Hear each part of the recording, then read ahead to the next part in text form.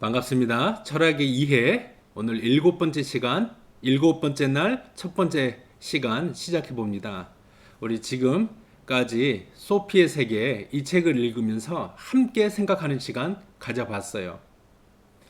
가장 먼저는 그리스 철학자 소크라테스 이전의 철학자부터 해서 신화를 벗어나 이제 자연을 관찰하고 자연 안에서 이성을 사용하여 이 인생과 자연의 문제들을 답을 찾고자 했던 이 철학자들, 특별히 그리스의 세 명의 위대한 철학자들을 한 시간 한 하루씩 살펴보았습니다. 하루씩 살펴보았고요. 오늘 보게 될 것은 바로 인도 유럽인 또는 인도 게르만인이라는 표현입니다. 소피의 세계에 나오는 부분이에요. 인도 유럽인, 정확히 말하면 인도 유럽어를 쓰는 사람들이라는 말이에요. 분포를 보면 이 그린색, 이 인도와 중앙아시아, 이란, 이라크 지역, 메소포타미아 지역을 포함하고, 그리고 또 여기 유럽의 대부분의 나라들이 이 같은 그린색으로 되어 있죠. 인도 유럽어.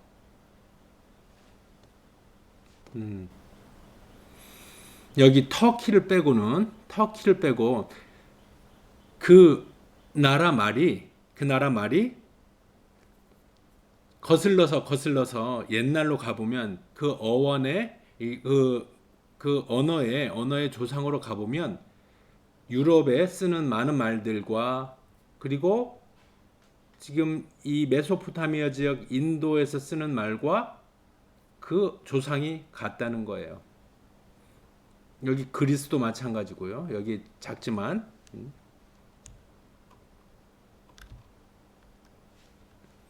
여기 그리스. 왜 이렇게 같은 언어를 같지는 않죠. 현재는 그렇지만 조상이 비슷한 언어를 쓰는 사람들을 같이 묶어놨는가? 언어가 비슷한 언어, 거기서 파생된 관계들을 살펴보는 거고요.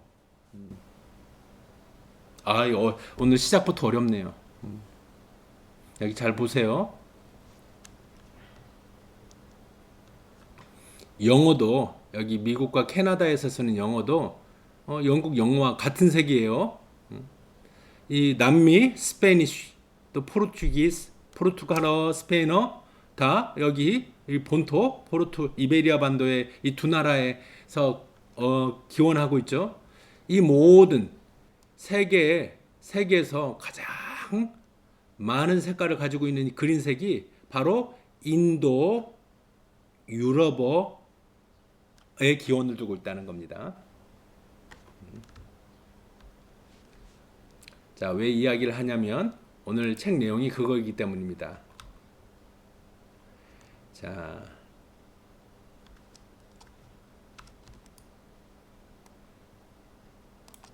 인도 게르만어를 쓰는 모든 나라와 문화를 우리는 인도 게르만 어족이라고 부릅니다.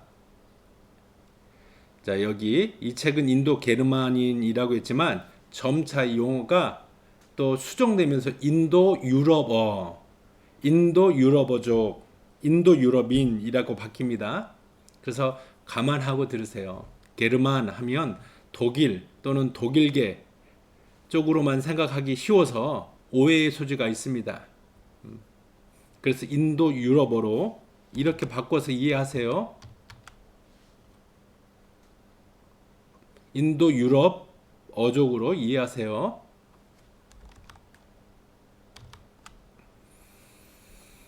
인도 유럽어를 쓰는 모든 나라와 문화를 우리는 인도 게르만어족, 인도 유럽어족이라고 합니다.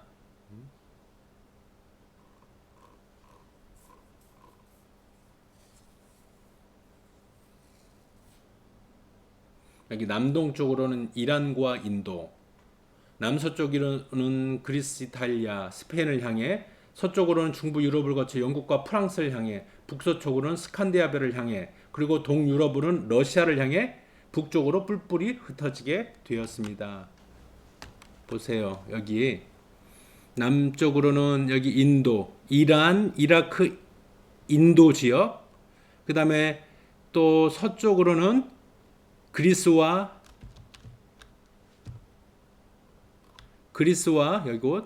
이곳 그리스와 이탈리아, 지금 스페인까지, 그리고 이 유럽 어종은, 이 비슷한 어종은 이 영국과 여기 이곳 프랑스, 독일, 그리고 북쪽으로는 스칸디나비아 반도.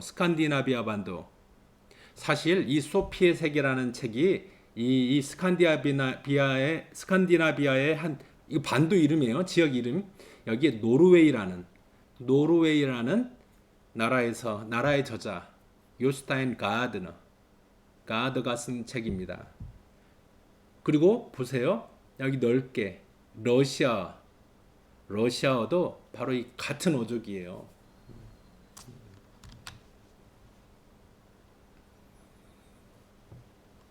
인도 게르만인 세계 곳곳에서 인도 게르만 문화 이전의 기존 문화와 융합했습니다. 그래서 우리가 지금 인도 게르만 언어를 쓰는 사람들의 또 종교가 함께 섞였다는 겁니다. 보세요. 고대 인도 가장 오래된 문화권 중에 하나가 인도 아닙니까? 인도의 베다 성전. 인도인들의 종교적인 생각을, 신화를 담은 책이에요. 인도 베다, 그리고 그리스 철학, 그리고 스노레이 신화, 이 스칸디나비아 반도, 북유럽의 신화, 이게 모두 친족 언어가 서로 비슷한 거예요. 우리 한국 사람들은 몽골과 인종적으로 비슷해요. 또 언어도 비슷해요. 그래서 인종적으로 친족 관계라고 하는 겁니다. 친족 관계. 마찬가지로 언어도 그 조상을 살펴보면 비슷한 친족 관계라고 할 수 있는 거죠. 캄보디아어, 그 다음에 피어사 크마의 피어사 타이 비슷하지 않아요? 그리고 피어사 태국어도 보면 글자는 분명 이 크메르어에서 왔음을 알 수 있잖아요. 크메르어를 쉽게 쓰면 태국어가 되는 것 같아요. 마치 한자를 차이니스 캐릭터를 좀 흘려 쓰거나 쉽게 쓰면 일본어가 되는 것처럼 보기에 분명 비슷한 관계가 있다는 거죠. 그것을 어족이라는 말로 씁니다. 어족. 같은 친족이다. 언어의 친족이다라는 말로 쓰는 겁니다. 대체로 비슷한 사고방식까지 우리는 유추하는 겁니다. 비슷한 언어를 쓰면 사고방식도 비슷하겠다. 그래서 우리는 인도 게르만 문화권이라고 해서 같이 묶어서 생각해 보는 겁니다. 아니, 이 넓은 지역이 어떻게 비슷한 문화가, 이 그린, 초록색이 어떻게 비슷하다고 할 수 있을까? 비슷하다고 할 수 있을까? 그들이 사용하는 언어가 서로 비슷한 걸 보고 유추하는 거죠. 이들의 특징은 다신교라는 겁니다. 여러 신들을 믿는 거예요. 다신교. 이와 비슷한 표현들을 이 지역에서 볼 수 있다는 겁니다. 고대 인도는 하늘의 신 디아오스를 숭배했어요. 하늘의 신 디아오스. 근데 그리스어로는 제우스예요. 제우스. 라틴어로는 주피터. 이온 파테르죠. 하늘의 아버지. 또 고대 북어로는 티르. 이게 디아오스, 제우스, 주스 또는 주피터, 티르, 똑같은 단어의 다양한 번역이라는 겁니다. 또 북유럽에는 아젠이라는 신을 숭배하는 것이 있는데요. 아젠. 고대 인도어인 산스크리트에서 아수라, 또 이란어로는 아호라, 그리고 산스크리트 단어로는 데바, 다에바, 데우스, 티부르. 이게 신을 뜻하는 비슷한 말이라는 거죠. 서로.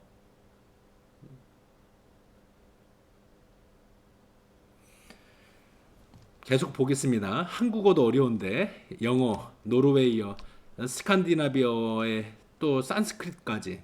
그렇지만 산스크리트어 분명 우리 피아사 크마에 많은 영향을 미쳤잖아요.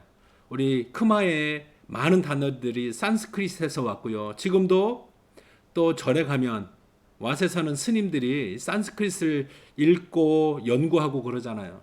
크마에하고도 밀접한 관계가 있어요. 분명 크마에는 인도 유럽어족은 아니에요. 그렇지만 우리에게는 또 친숙하잖아요. 자, 이 일련의 이 다산의 신, 여신을 가리키는 말이 있어. 니오르드 프로야. 이런 신은 바넨이라고도 포기하고, 근데 라틴어의 다산의 여신은 베누스가 있고요. 베누스. 그다음 산스크리트어에는 유사한 단어는 바네, 쾌락, 욕구를 뜻하는 단이 있어요. 여러 신화들 역시 게르만 전역에서 분명한 친족 유사성을 보여줍니다. 친족 유사성. 서로 비슷하다는 거죠. 언어들끼리. 그리고 또 신화들끼리도 비슷한 이야기들이 있다는 겁니다. 이거는 또 연구하다 보면 언어학 또는 종교학 또는 신화학, 문화인류학에서 살펴보겠죠. 이걸 연구하는 사람들 많이 있고요. 공부하다 보면 또 힘들기도 하고 그렇지만 또 알면 알수록 이렇게 넓은 지역에 그래도 조상들이 비슷한 방식으로 거슬러 올라가다 보면 그러면 한 지역의 이들이 같이 살다가 흩어지게 된 것인가? 여러 가지로 추측할 수 있는 그런 과거에 대한 유추할 수 있는 재미있는 흥미로운 소재들이 많습니다. 신화 가운데 대부분이 같은 기원을 암시하는 거예요. 무엇보다 불로주, 마시면 죽지 않는 술, 늙지 않는 술, 영원히 아름다움과 젊음을 유지할 수 있는 술. 신화들에 그런 거 있어요. 넥타라고 했나요? 또 혼돈 세계, 지하 세계, 지옥 세계를 지배하는 괴물이 있고 그 괴물과 싸워서 이기는 영웅 신이 있고 이런 게 각 신화마다 있잖아요.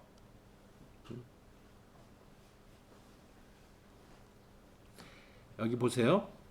여러 신들이 있고 인도 게르만 문화에는 그리고 인도 게르만인의 세계는 선한 힘과 악한 힘이 서로 화합하지 못하고 싸움을 벌이는 드라마로 파악하고 있습니다. 이 말은 이원론적 세계관이라는 거죠. 선한 세계, 악한 세계, 둘이 서로 충돌하고 갈등하고 싸움을 벌이는 이 드라마가 인생이라는 거예요. 세계라는 겁니다. 선과 선한 힘, 악한 힘 서로 싸우는 드라마. 이 전형적인 세계관이에요. 그리고 이런 세계 속에서 어떤 일이 일어날지 예언하려고 했어요. 예언. 미리 이야기하는 것. 세상에 무슨 일이 일어날지, 개인에게 무슨 일이 일어날지, 나라에 무슨 일이 일어날지 미리 예측하고 말하는 것. 전쟁을 나갈 때 과연 우리가 이 전쟁을 이길 것인가? 왕이 아들을 낳을 수 있을 것인가? 중요한 얘기 아니겠어요? 그것들을 예측하는 예언자들이 역할이 컸다는 겁니다.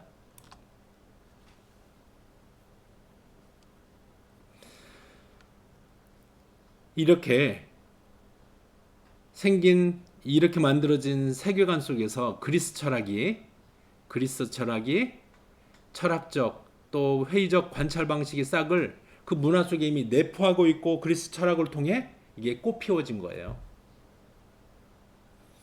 인도 게르만인은 세상 이치를 꿰뚫어보는 통찰력을 얻고자 했어요.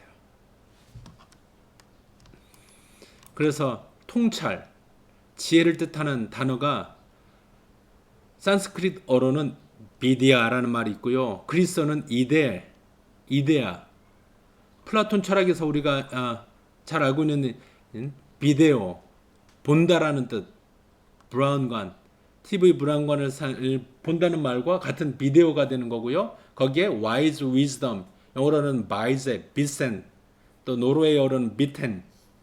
이 말이 인도어 비데아와 그리스 이데와 라틴어 비데오와 동일한 어근에서 비롯된다는 거예요. 우리가 일반적으로 본다라는 것이 인도 게르만인에게 매우 중요한 의미가 있음을 알 수 있어요. 인도인과 그리스인, 이란인, 게르만인의 문학은 거대한 우주적 영상들의 모음이다. 뭔 말이에요?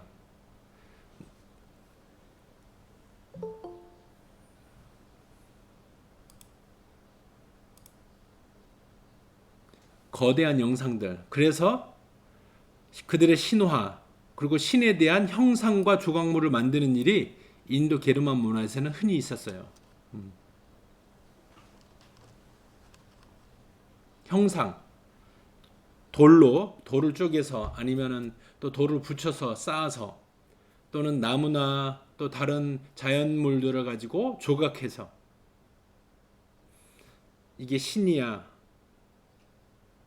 이게 신화에 나오는 영웅이야, 이런 일들이 인도 게르만 문화에는 흔했다는 겁니다. 자, 그리고 마지막으로 인도 게르만인은, 인도 유럽인들은 주기적 역사관을 갖고 있어요. 주기적 역사관. 이들은 역사란, 시간이란 도는 거예요. 이렇게 돌아요. 계절이 도는 것처럼 봄이 오고 여름이 되고 가을이 되고 그 다음에 겨울이 되고 다시 봄이 되고 여름이 되고 가을이 되고 겨울이 되는 것처럼 이게 시간이 돌아요. 계절이 순환하고 그런 시간 속에서 시작이나 종말은 존재하지 않아요. 우리는 또 수많은 생명체들은 죽음과 생성을 반복하는 영원한 변화 속에서 생성하고 소멸하는 다양한 세계 이야기가 있어요. 그래서 이 동양의 종교 하면은 힌두교와 불교 아니겠어요? 이게 다 인도 유럽 문화권에서 생겨난 겁니다. 힌두교와 불교, 인도 문화권에서, 인도 유럽 문화권에서 생겨난 거예요. 그 힌두교, 불교와 많이 다르거나 또 많은 부분 비슷하거나 그리스 철학에도 우리는 분명한 유사성을 발견하게 됩니다.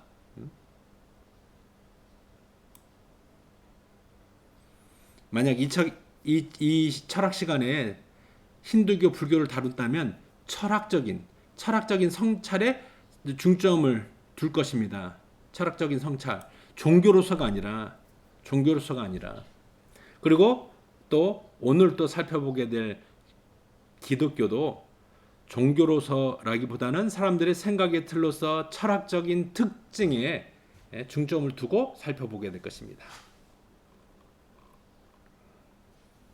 보세요. 힌두교, 불교에서는 세상이 신성이 존재하고 신이 존재하는데 그 신은 곳곳에 있어요. 그리고 그 신은 심지어 사람이 신이 될 수도 있는 거예요. 신과 같은 존재가 신과 하나가 될 수 있어요. 신과 하나가 될 수 있다. 이거는 그리스 철학자 또 플로티누스의 이야기를 생각나게 하죠. 이를 위해서는 대체로 엄격한 자기 성찰, 절제, 명상이 필요합니다. 이것을 아시아에서는 어떻게 했냐? 소극적인 태도, 어디에 동굴 속이나 사람들을 만나지 않고 홀로 운둔하면서 숨어서 이렇게 돌을 닦고 신과의 합의를 추구했어요.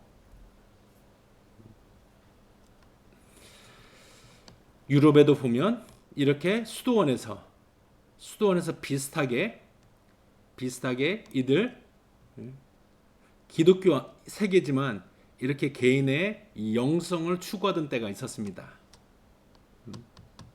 아마 이것은 문화적인 영향 때문이라고 볼 수도 있겠죠. 바로 인도 게르만 문화권 안에서 영혼의 윤회, 영혼은 죽지 않고 불멸한데 이 생에서는 이 사람의 영혼으로 있다가 다음 생에서는 다른 짐승이나 만물의 다른 영혼으로 다른 육체를 입고 살 수 있다. 이게 윤회설 아니에요? 이런 믿음에 큰 의미를 두었어요. 그리고 힌두교, 불교는 그렇게 영원히 불멸하는데, 예? 육신을 입는 것에서 벗어나는 것을 가장 큰 인생의 목표, 우리가 도를 터득하고 수행하고 또 선행을 하는 것에 가장 큰 목표로 삼았어요. 윤회에서 벗어나는 것, 윤회의 굴레에서 벗어나는 것. 그런데 플라톤이 이렇게 영혼이 불멸하고 소멸하지 않고 죽지 않고 끝나지 않고 계속된다. 다른 모습을, 다른 육체를 입고 계속된다라고 플라톤이 비슷한 얘기를 했었던 것을 여러분 기억해내야 합니다. 분명 인도 게르만, 인도 유럽 문화권 안에 비슷한 종교적인 생각, 신화적 생각, 그리고 거기서부터 그리스 철학이 나왔다는 거예요. 그 말은 뭐냐? 인도인들이 그리고 지금 힌두교, 불교도인들이 가진 생각과 유사한 것들이 이미 우리가 공부한 대로 플라톤의 철학 속에 또 플로티누스라고 하는 신플라톤주의 철학자의 생각 속에 주장 속에 담겨 있다는 겁니다. 그것을 이상하게 생각하지 말아요. 추적해보니 인도에 사는 사람이나 이란에 사는 사람이나 또 그리스에 사는 사람이나 노르웨이에 사는 사람이나 그 언어의 조상이 비슷할 것 같아요. 비슷하고 그 비슷한 언어를 써왔던 조상들이 아마 비슷한 생각들을 가졌을 것이고 비슷한 세계관을 가졌을 것이고 그렇게 유추해 보는 겁니다. 유추라는 겁니다. 유추. 그러나 유추, 즉 미루어 짐작하는 것. 미루어 짐작하는 것. 한국 사람과 일본 사람이 비슷한 단어를 써요. 서로 가본 적이 없는데 그렇다면 둘의 조상이 접촉했을 가능성을 우리는 충분히 유추할 수 있는 거죠. 그리고 또 크메르어와 태국어가 또 비슷한 단어들이 많고 어순이 비슷하고 우리는 충분히 이 두 나라의 언어의 조상이 크메르어의 조상과 또 태국어의 이 조상이 비슷하겠구나, 같을 수 있겠구나라고 유추해 볼 수 있는 겁니다. 충분히 그런 또 음성학적 그리고 문법적 그리고 언어학적 또 이야기들이 있을 겁니다. 증거도 있을 것입니다.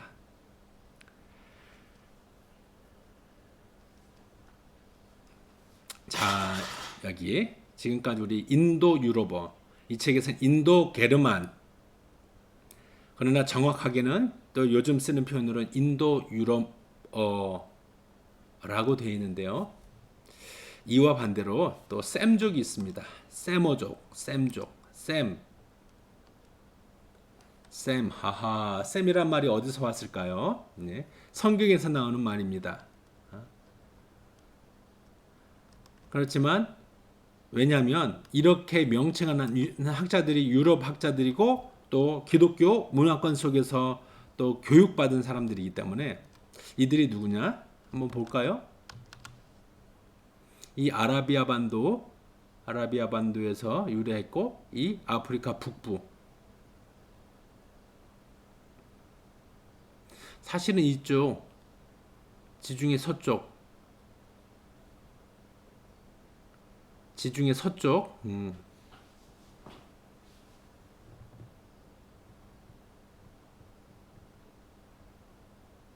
우리 잠깐만요.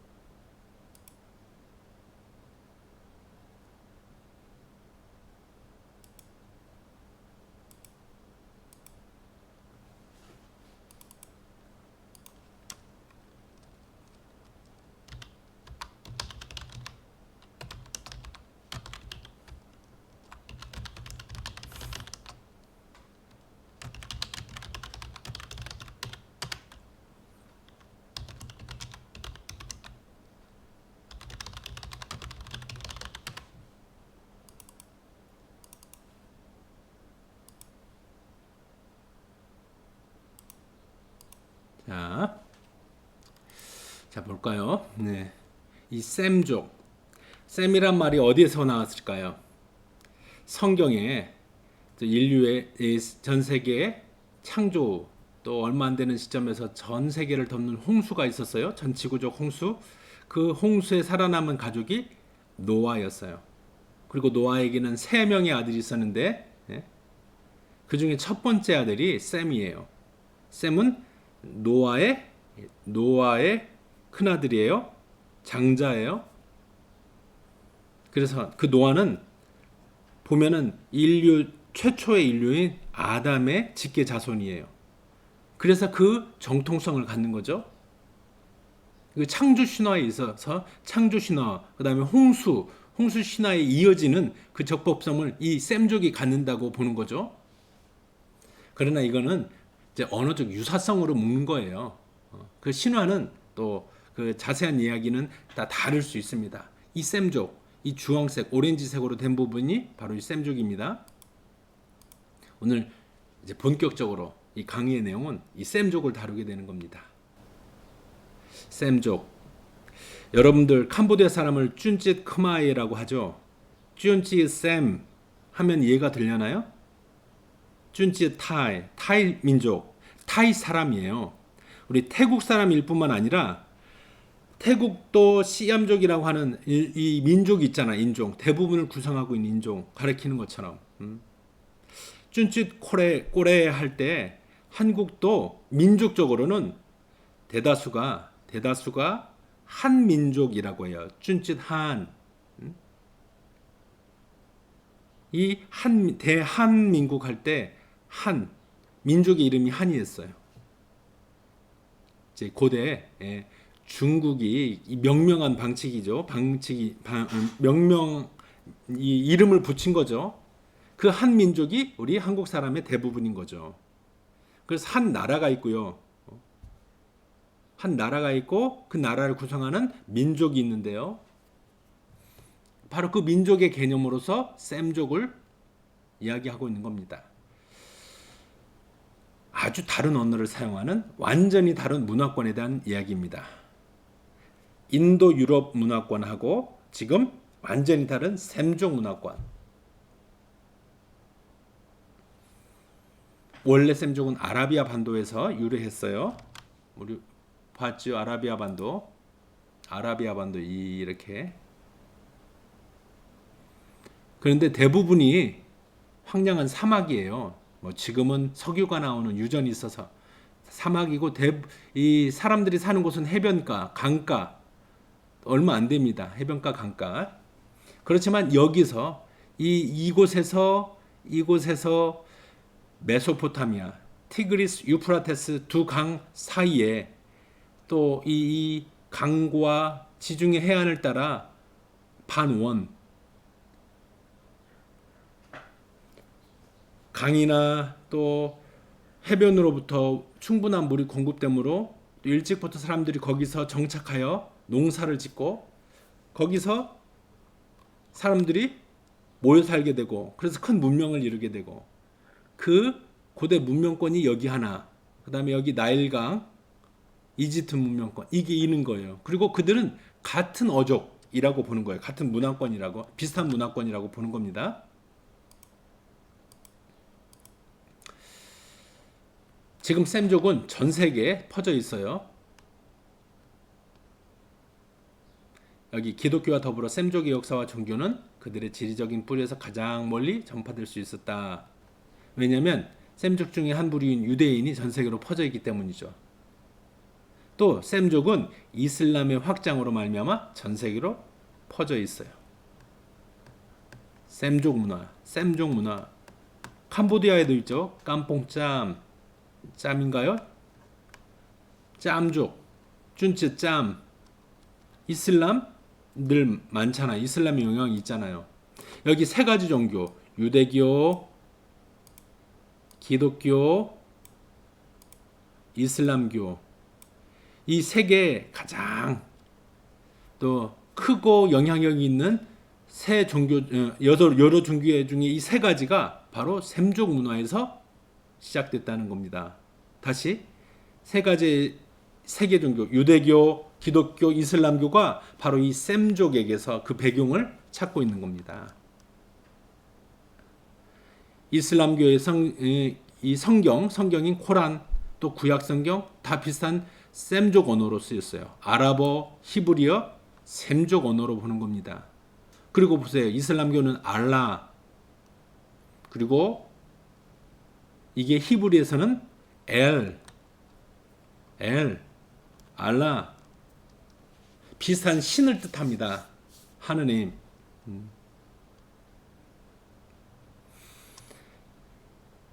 유대교에서 기독교가 등장했는데요.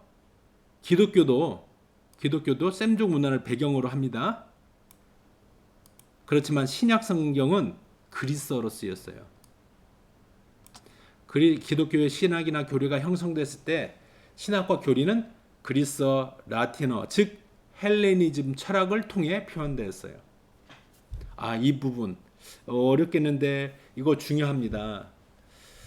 분명 세 가지 종교, 유대교와 기독교, 이슬람교가 셈족에서 나왔어요. 기독교도 유대교에서 나왔잖아요. 유대인들 사이에서 생겨난 거고, 기독교의 교주도 유대인 출신이에요.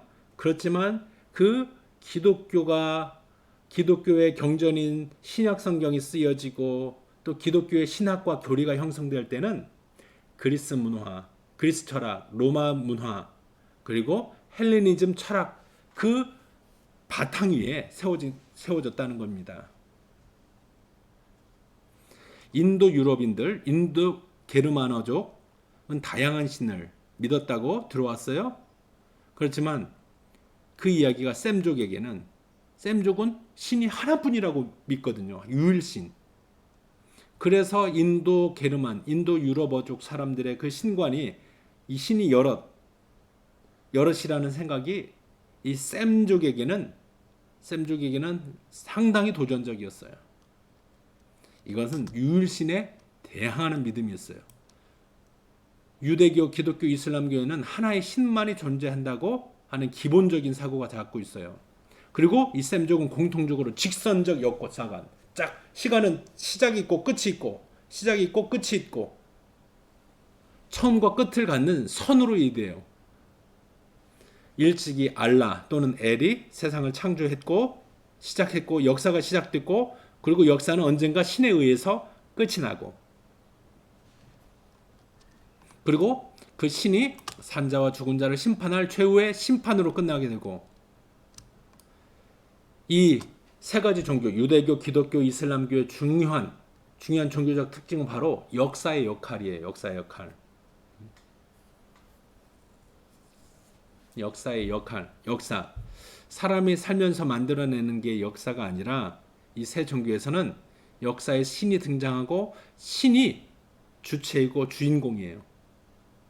역사는 신이 자신의 뜻을 펼치기 위한 무대예요. 배경이고, 신이 자신의 뜻을 이루는 데가 인간의 역사라는 겁니다.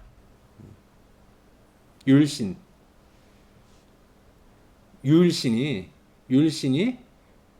하나님이 일찍이 아브라함을 약속의 땅으로 불렀어요. 지금으로 말하면 팔레스타인 땅이죠.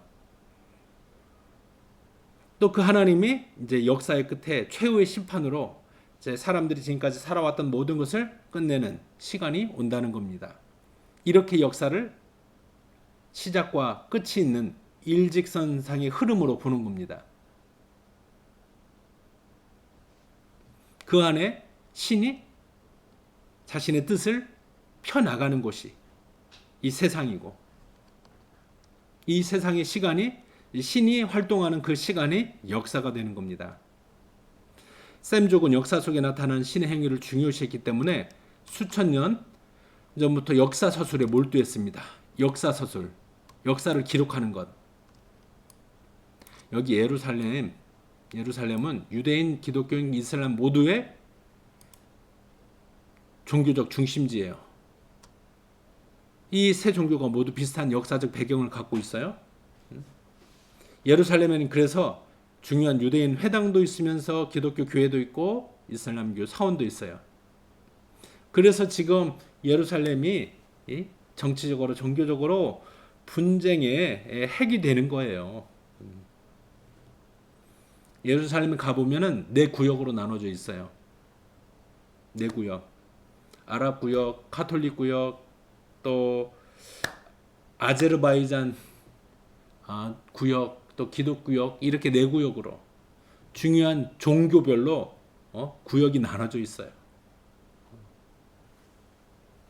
그렇지만 생각보다 평화롭게 서로 공존하고 있어요. 같이 지내고 있어요. 이들의 영적인 도시, 영적인 고향 같은 이 도시가 지금 이렇게 또 분쟁의 핵이 되는 이 아이러니,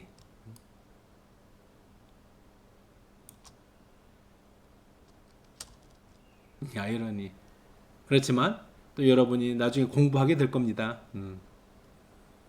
종교적으로 이런 대립은 비단 예루살렘만이 아니죠.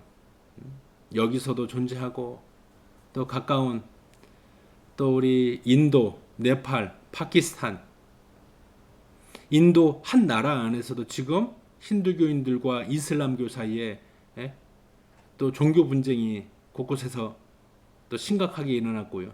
중국에서도 소수불교인들, 위구르 자치족 또는 티베트 불교에 대한 또 정부에서의 탄압이 있고 이 종교 문제는 어디서든지 또 국가 지도자의 또 첨예한 문제가 되고 있습니다. 인도 게르만의 가장 중요한 감각이 바로 시각이라고 했는데 샘족 문화권에서는 청각이 대단히 중요한 역할을 합니다. 청각. 그래서 우리는 구약 성경을 볼 때 들으라 이스라엘이여 라는 말을 우리는 자주 듣게 됩니다. 구약 성경에서 인간이 어떻게 주님을 말씀을 듣는가? 유대 예언자는 그 예언을 즐겨 그러므로 여호와가 말씀하셨다 라는 말로 예언을 시작합니다. 그래서 기독교에서는 하나님의 말씀을 듣는 것에 비중을 두고 있습니다. 그래서 유대교, 기독교, 이슬람교에서는 이들의 특징은 경전을 낭독하는 거예요. 성경을 읽는 것, 읽고 회중들은 모인 사람들은 듣는 것, 이게 예배의 중요한 부분이었습니다. 인도 게르만인, 인도 유럽인들은 신의 형상과 조각품을 만들었어요. 그렇지만 이 셈족의 종교들은 그런 조형물들을 금지했어요. 그것도 아주 엄격하게.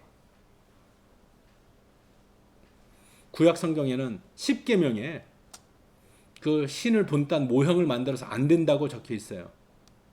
이것은 오늘날 이슬람교에도 엄격하게 적용됩니다. 이슬람교의 사원에 가보면 뭐 형상이 있어요? 모하메트의 상이 있나요? 아니요, 없어요. 글자는 벽에 적혀 있고 그래요. 그렇지만 그런 형상들은 잘 없습니다.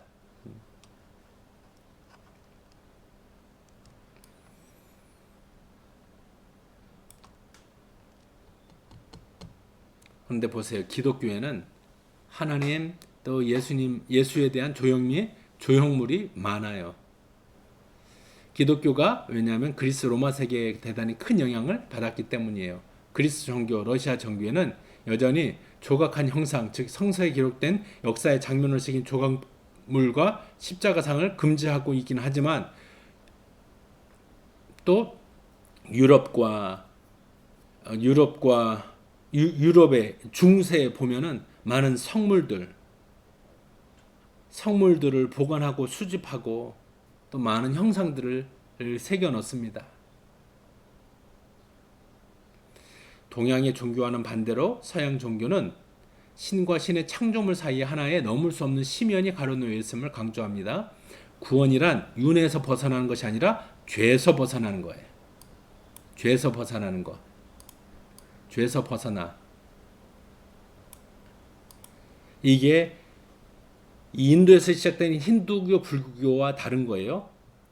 힌두교, 불교에서는 윤회, 불멸하는 영혼이 이 순환의 수레바퀴를 벗어나는 것을 윤회, 그리고 우리가 수행하는 가장 큰 이유와 목적으로 삼고 있는데, 그러나 유대교에서 그리고 기독교에서 말하는 구원은 인생이 가진 고유한 본성인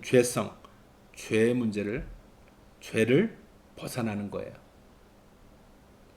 그래서 이 셈족의 종교에는 자기 성찰 명상보다는 기도, 설교, 교리에 중점을 둡니다. 기도, 교리, 설교. 듣는다, 들으라 이것이 강조되고 거기에 따른 들어 이해하도록 납득하도록 설명하는 게 이 셈족의 종교에서는 특징이 되는 거죠.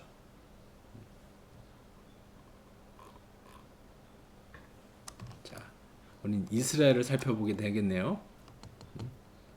자, 기독교, 유대교 우리 함께 살펴보도록 하겠습니다. 유대교가 있었고 거기서 기독교가 시작되었잖아요. 그 유대교 배경 속에서 이스라엘을 공통적인 배경으로 삼고 있습니다. 여기에는 기독교든지 유대교든지 공통적인 세계 창조에 관한 이야기가 있어요. 하나님이 세계를 창조했다는 걸로요. 창조하고 거기서 만물이 생겨났다는 거예요. 이 창조 과정을 이 유대교의 경전인 이 구약성경, 그들은 타나카라고 하죠. 또 타나카 중에서도 토라라고 합니다. 토라 첫머리에서 찾아볼 수 있어요. 그 창조와 더불어서 사람이 하나님을 배반했어요. 그러면서 창조된 두 인간이 에덴에서 쫓겨나고 세상에 죽음이 찾아오게 됩니다. 이렇게 인간이 하나님에게 복종하지 않는 모습이 이 성경 곳곳에서 보여지게 되는데요.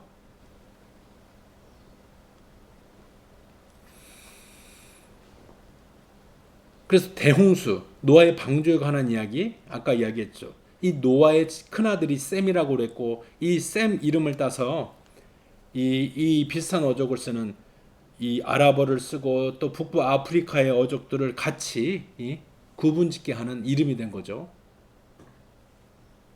자, 신이 아브라함과 그의 족속에게 또 약속을 합니다.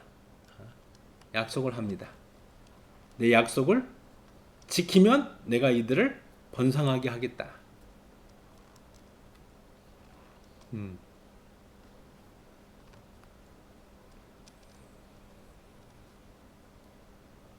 번성하게 하겠다. 그 안에는 땅을 주겠다. 그리고 또 그대로 한 나라를 만들게 하겠다. 그들의 후손들이 많아지게 하겠다 하는 약속들이 포함되어 있습니다. 실제로 그 약속에 따라서 이스라엘 사람들은 사울 왕을 비롯하여 다윗 왕, 솔로몬 세 왕이 대를 이어서 이스라엘 민족을 단합하여 하나의 통일 왕국을 이루게 됩니다. 특별히 다윗 왕 때는 2대 왕인 다윗 왕 때는 정치, 군사, 문화적 전성기를 누립니다. 사실 이스라엘은 12개의 서로 다른 부족들이에요. 사실 그들의 조상은 야곱이라고 하는 한 조상에게서 12명의 아들이 낳고 그 12아들을 그 부족의 또 시조로 보고 그렇게 각각 나누어진 느슨한 부족 공동체였어요. 부족 공동체. 그런데 그들이 힘이 결합하는 국가 공동체가 이 사울 초대 왕 때 시작됐고 다윗 왕 때 가장 강력한 전성기를 누리게 된 거죠. 이 왕들을 세우게 될 때 이 사람들이 한 게 뭐냐면은 이제 올리브 기름을 그 머리에 바르는 겁니다. 머리에 흐르도록 바르는 겁니다. 이걸 어노인팅, 기름 부음이라고 합니다. 귀한 그 기름을 부을 때 향기도 나고 그 사람의 머리에 이 기름이 덮일 때 이것은 아주 특별한 의식이 돼서 그 사람 앞으로 왕이 될 거야. 그래서 위대한 사람이 될 거라는 의미에서 기름 부은 자 메시아라는 말을 쓴 거예요. 메시아. 이 메시아는 하나님이 신이 보낸 메신저예요. 메신저이면서 에이전트, 신의 에이전트. 그래서 이렇게 기름 부음을 받는 세 부류의 사람이 있는데 왕이 있고요. 이스라엘에는 왕이 있고요. 왕이 될 사람에게 기름을 부어요. 또 제사장 제사를 사람들이 가져온 동물을 잡아서 제사하는 제사장이 그렇게 기름 부음을 받고요. 기름 붓는 의식으로 세워지고요. 또 선지자들이 그렇게 세워집니다. 그런 기름 부은 자 메시아라는 칭호 잘 기억해 두세요. 메시아. 나중에 이 메시아에 대한 생각이 이 이스라엘 사람들 유대교의 이 종교의 아주 중요한 부분을 차지하게 됩니다. 이 이스라엘 나라가 다윗과 솔로몬 때 또 정치적, 군사적 그리고 문화적 또 전성기를 이루었는데 그런데 얼마 지나지 않아서 이 나라는 또 약해지고 그리고 분열됩니다.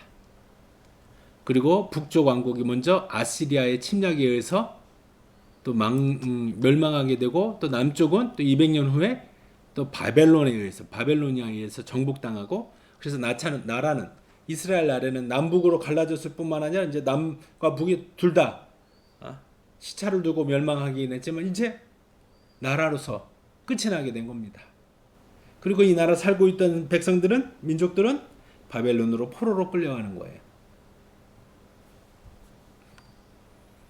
그러다가 극적으로 포로로 끌려갔다가 이들이 함께 3번에 걸쳐서 포로에서 풀려났어요. 풀려난 포로들이 다시 자기 부모의 또 자기들이 태어난 이 땅으로 돌아와 가지고 다시 나라를 건설하는 거죠. 성전도 짓고 왜냐하면 성전 그 나라의 이 정체성은 이 성전에 있어요. 종교의 중심지인 성전. 그렇지만 다윗과 솔로몬 때처럼 그 강력한 세력을 회복하지 못하고 작은 세력으로 그 지역 안에 머물긴 했지만 아직 또 강한 나라를 이루지 못하고 그래서 계속 다른 나라의 침략을 받고 왔습니다. 이 상황 속에서 유대인들은 물었어요. 왜 다윗과 같은 전성기는 찾아오지 않는가? 왜 나라가 망하게 되었는가?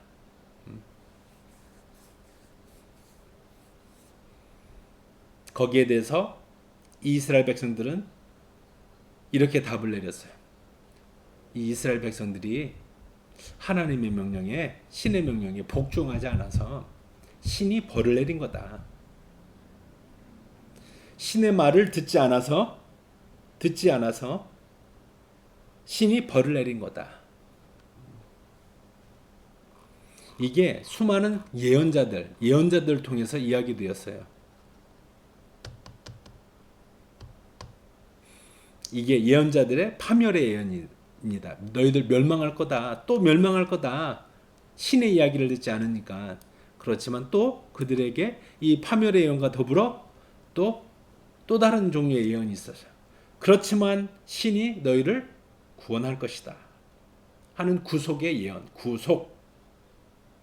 The prophecy of redemption. 구속의 예언. 메시아가 와서 새 왕이 일어나 너희들을 회복시킬 것이다. 자, 정리하자면 이스라엘 백성은 다윗 왕 하에서 행복하게 살았다. 그런데 이스라엘 백성이 고통스러운 상황에 처했을 때 예언자들은 다윗의 족속에게 새로운 왕이 출현할 것을 예언했다.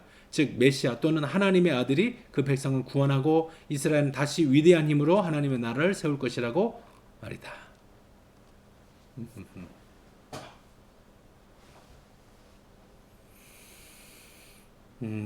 여기까지 잘 따라왔습니까? 여기 메시아, 여기 메시아, 하나님의 아들, 구원, 또 하나님의 나라. 자, 우리 이거는 이제 기독교에 해당하는 부분이에요. 우리 30분 정도 쉬었다가 이따 다시 보도록 하겠습니다. 다시 만나도록 합니다. 휴식.